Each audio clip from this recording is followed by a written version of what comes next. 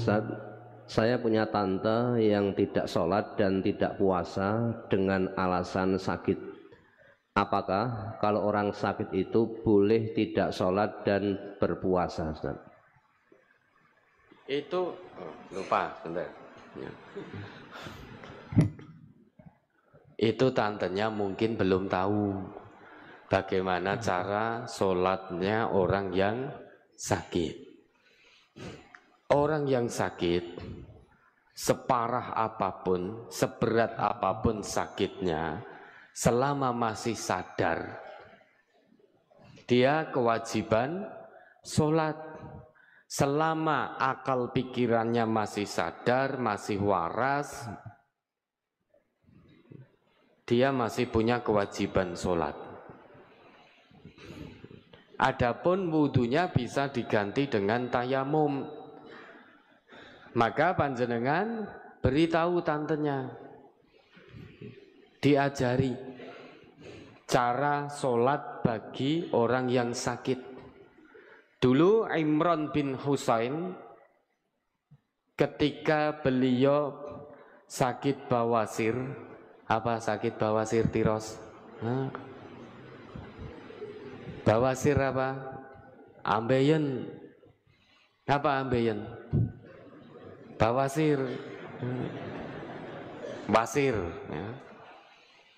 Jadi Imran bin Husain ketika dulu sakit bawasir pernah bertanya kepada Nabi tentang sholat, bagaimana tata cara sholatnya. Nabi kita bersabda, sholli qa'iman, sholatlah dengan berdiri. Fa'ilam tastati' faqa'idan, jika berat sakitmu untuk sholat berdiri, maka boleh sholat dengan duduk.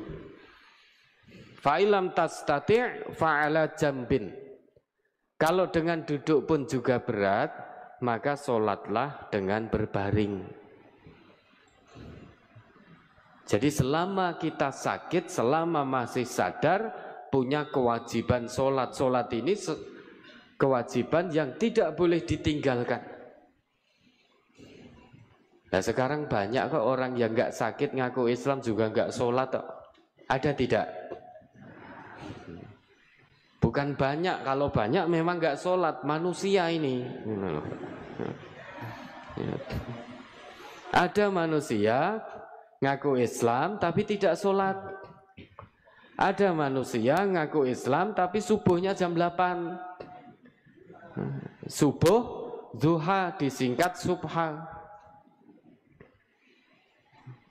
Padahal sholat ini hubungan kita dengan Allah, maka tidak boleh ditinggalkan. Ini petanda baik buruknya hubungan seseorang dengan Rabb-nya, dengan Allah. Itu sholatnya, dilihat sholatnya dulu. Kalau dia bertasahul mudah-mudah meninggalkan sholat, itu petanda hubungannya dengan Allah sedang tidak baik-baik saja. Orang yang hubungannya dengan Allah tidak baik-baik saja, dia pasti celaka. Celaka dunia, celaka akhirat. Dan hal yang pertama nanti dihisab oleh Allah fi yaumil hisab, pada hari pembalasan nanti, pada hari perhitungan amal, itu tentang sholat. Maka sholat ini tidak boleh ditinggalkan selama kita sadar. Kalau dalam keadaan normal, sholat kita berdiri. Kalau sakit, boleh dengan duduk. Dengan duduk juga tidak mampu, boleh dengan berbaring. Agama kita agama penuh dengan solusi. Agama Islam ini bukan agama beban. Di setiap ada kewajiban syariat, pasti akan ada solusinya bagi lil ma'durin, bagi orang-orang yang punya udur. Akan ada solusinya. Orang kalau kondisi normal, dia mau sholat wudhu. Tetapi kalau sakit, solusinya boleh tayamum. Puasa, kondisi normal wajib puasa Ramadan. Kalau sakit, maka ada rukhsah. Boleh tidak puasa, tetapi mengganti di hari-hari selain bulan Ramadan. Faman kana minkum maridan aw ala safarin fa'iddatum min ayyamin ukhar. Sehingga puasanya boleh ketika tidak Ramadan, sakit, boleh tidak puasa.